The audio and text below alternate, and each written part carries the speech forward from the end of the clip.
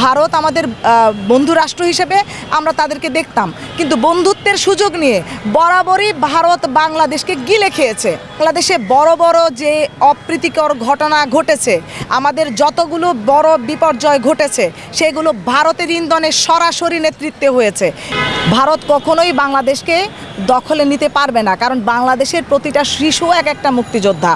বাংলাদেশের সাথে যদি ঝামেলা করতে আসুক না, ওদের নিজেদের রাষ্ট্র নিয়েই তো ওরা বিপদে আছে। এই যে আমাদের বাবর ভাই বের হয়েছে, এক বাবর ভাইয়ের রাজনৈতিক দক্ষতাকেই তো ওরা ভয় পাচ্ছে, টিকতে পারে নাই।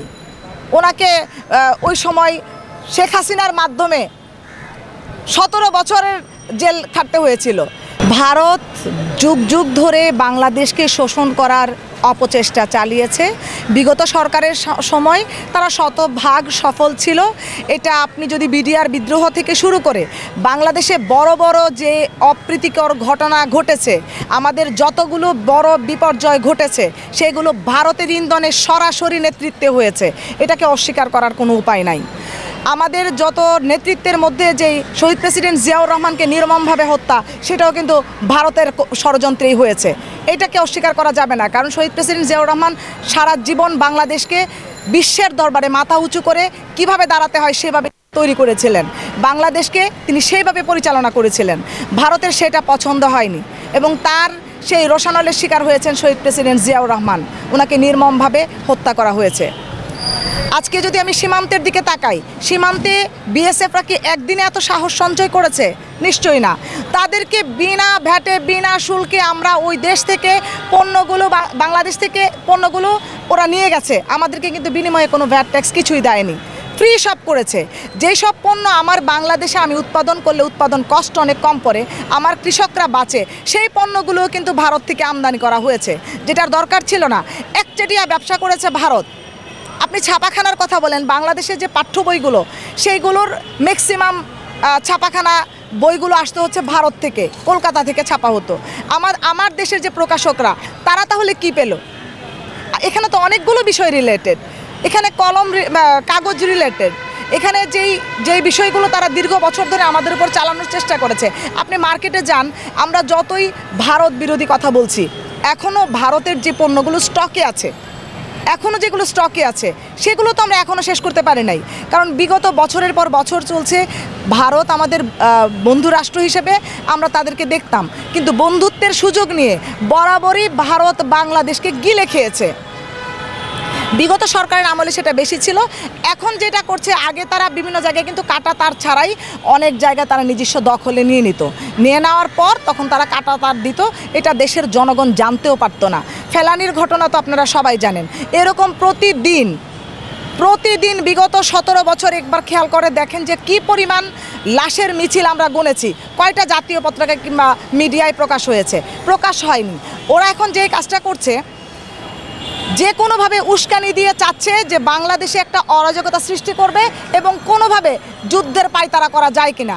যেই বাংলাদেশ সদ্য স্বাধীন হয়েছে পাকিস্তান নামক রাষ্ট্রের সাথে যুদ্ধ করে, সেই বাংলাদেশটাকে এখন আবার ভারত তাদের নিয়ন্ত্রণে নিতে চাচ্ছে, আর নতুন করে সেটাকে নেওয়ার জন্যই তাদের অপচেষ্টা। তবে আমি বিশ্বাস করি আমাদের যারা বর্ডার গার্ড আছে, আমাদের বাংলাদেশিরা যারা আছে, তারা কিছুদিন আগে দেখেছেন বর্ডার গার্ডদের সাথে, বিজিবির সাথে ওনারা কিন্তু এলাকাবাসীরা নিজেরাও রাস্তায় নেমেছে এবং প্রতিবাদ করেছে। এবং সেই জায়গা থেকে তারা দুই দলেরই, অর্থাৎ বিএসএফ এবং বিজিবি পতাকা বৈঠকের মাধ্যমে একটা সমঝোতায় এখনও আছে। তারপরেও ভারত কিন্তু অপচেষ্টা চালাচ্ছে একটা অরাজকতা সৃষ্টি করার। সংক্ষেপে বলতেন, শুভেন্দু অধিকারী গত পরশুদিন একটি মন্তব্য করেছে যে বাংলাদেশ হচ্ছে কয়েকদিনের বিষয় না, কয়েক মিনিটে আমরা দখল করতে পারি, বড় ভাই হিসাবে আমরা স্যাক্রিফাইস করছি। এই বিষয়ে আপনি কি বলবেন? ভারত যদি বাংলাদেশকে দখল করার ক্ষমতা রাখত, তাহলে বাংলাদেশ পাকিস্তানের সাথে যুদ্ধ করা লাগতো না, ভারত তো গিলে নিত। ভারতের সেই যোগ্যতা নাই। ভারত কখনোই বাংলাদেশকে দখলে নিতে পারবে না, কারণ বাংলাদেশের প্রতিটা শিশু এক একটা মুক্তিযোদ্ধা। বাংলাদেশের সাথে যদি ঝামেলা করতে আসুক না, ওদের নিজেদের রাষ্ট্র নিয়েই তো ওরা বিপদে আছে। এই যে আমাদের বাবর ভাই বের হয়েছে, এক বাবর ভাইয়ের রাজনৈতিক দক্ষতাকেই তো ওরা ভয় পাচ্ছে, টিকতে পারে নাই।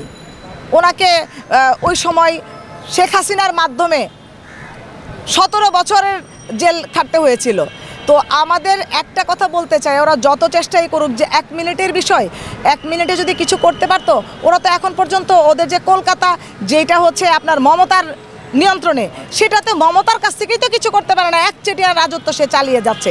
কারণ হচ্ছে যেই দেশ কিংবা যেই রাষ্ট্র কিংবা ধরেন আমি ঢাকার কথাই যদি বলি, যেখানে আমি যদি ভালোভাবে এই জায়গায় চালাই, এখানে দখল নেওয়ার কোনো সুযোগ কারোর থাকবে না। বাংলাদেশ খুব সুন্দরভাবে এখন চলছে। অতীতে আমি অতীত বলতে 17 বছরের কথা বলছিলাম, তখন ওই সরকার সুযোগ দিয়েছে বলে ওরা তখন শোষণ করেছে। কিন্তু এখন যেই মন্ত্রী যে কথা বলছেন, এখন আর সেই সুযোগটা নাই, বড় বড় বুলি আওড়ানো যায়। পাকিস্তানও কিন্তু বলেছে যে আমাদের দেশি ভাই, ওদের যে আপনার পারমাণবিক যে শক্তিটা আছে, তারা কিন্তু বারবার বলেছে সেই শক্তি আমার ভাইয়েরও অধিকারী। তো আমাদের উপর কিছু করলে আওয়াজ তো ওরা দিয়েছে, আমাদের কিছু দেওয়ার দরকার নাই, ওরা কিন্তু দিয়েছে। এখন পাকিস্তান কি বলেছে, যদিও আমরা এটা আমলে নিই না, এটা কথার প্রেক্ষিতে বললাম। এরকম আমাদের আরও অনেক বন্ধু রাষ্ট্র আছে যে ভারত যদি আওয়াজ তুলে, তাদের আওয়াজের জবাব দেওয়ার জন্য আমাদের কিন্তু অনেক বন্ধু রাষ্ট্র এখন নতুন করে হয়েছে। প্রয়োজন বোধে আরও হবে। ভারত কিছুই করতে পারবে না বাংলাদেশের, ইনশাল্লাহ। বাংলাদেশের জনগণ সবসময় সেটা রুখেছে এবং রুখবে। আমি যারা নেতাকর্মীরা আছে তারা খুব খুশি এবং উচ্ছ্বাস যে ট্রাম্প আবার তাদেরকে পুনরায় ক্ষমতা আনবে, এমনকি তারা ধারণা করছে। পরের কাঁধে বন্দুক রেখে শিকারের গল্পটা আমরা অনেকেই জানি, আদৌ এটা কতটুকু সফল এটা হচ্ছে বিষয়। আর বিগত সময়গুলো যে চিন্তা করি, শেখ হাসিনা যার সাথে হাত মিলিয়েছে সেই কিন্তু ধ্বংস হয়েছে, তারই আমরা পরাজয় দেখেছি। আমি জানি না ট্রাম্প কতদিন টিকবে। কারণ হচ্ছে আপনি এই পর্যন্ত আমি আসলে অন্যান্য রাষ্ট্রের ঋষি সুনাক কিংবা জো বাইডেন যার কথাই বলেন, আমি আসলে ওভাবে বলতে চাই না, তাদের পলিটিক্যাল কিছু সিস্টেম আছে, হয়তো সেটার কারণে তাদের পরিবর্তন হয়েছে। বাট এটাও সত্য, যখনই দেখেছি শেখ হাসিনার সাথে তার সখ্যতার ছবি, তার পরপরই দেখেছি তাদের ধ্বংস অনিবার্য। তো ট্রাম্পের বিষয়টা, ট্রাম্প আসলে ওরা কি করবে না করবে এটা নিয়ে আমরা চিন্তিত না। বাংলাদেশের জনগণ ঐক্যবদ্ধ ছিল।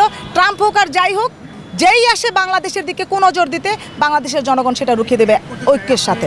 জেনে থাকবেন যে ট্রাম্পের ডিনার পার্টিতে জাতীয়তাবাদী দলের শীর্ষ নেতা তারেক রহমান সহ মির্জা ফখরুল, আমির খসরু মাহমুদ 3 জনকে দাওয়াত করা হয়েছে।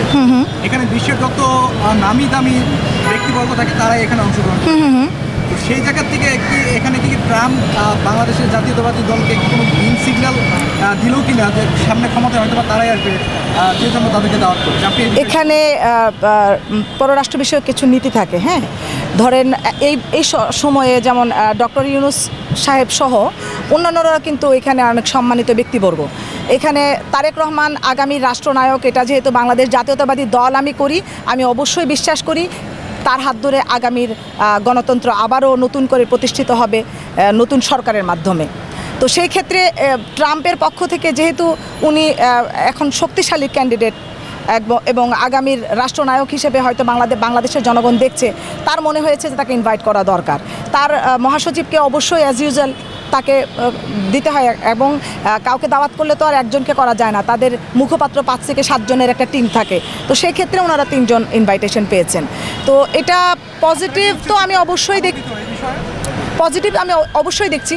কারণ এখন যে বাংলাদেশ গণতন্ত্রের পথে হাঁটছে, এটার ইতিবাচক একটা সাড়া ওনারা দিয়েছেন যে হ্যাঁ, তারেক রহমানের হাত ধরে গণতন্ত্রের সূচনা হচ্ছে এবং ওনার হাত ধরে আবারও বাংলাদেশ সুন্দরভাবে চলবে, হয়তো এটা বিশ্বাস করেন, সেজন্য তাকে ইনভাইটেশন পাঠিয়েছেন। আওয়ামী লীগের তো জুলাই যখন আমরা আন্দোলন শুরু করেছি তখনই তো স্বপ্নভঙ্গ। ওদের আর স্বপ্নের কি আছে? ওদের তো আর স্বপ্নের কিছুই নাই। এখন অলিক কল্পনা করা ছাড়া তাদের কিছুই নাই। যেই দলের প্রধান নেত্রী পালিয়ে যায় রাতের আধারে, তারা আসলে কি স্বপ্ন দেখে আর কি স্বপ্ন ভাঙে, এটা বাংলাদেশের জনগণ তোয়াক্কা করে না। বাংলাদেশের জনগণ এখন তরুণদের চোখে সুন্দর একটা রাষ্ট্র দেখতে চায়। আর আমরা প্রত্যেক রাজনীতিবিদ রাজনৈতিক জায়গা থেকে তাদের সেই স্বপ্ন পূরণে সদা ব্যস্ত থাকব। তারা যেভাবে চায় সেভাবে বাংলাদেশকে গঠন করার প্রত্যয় ব্যক্ত করছি আমি।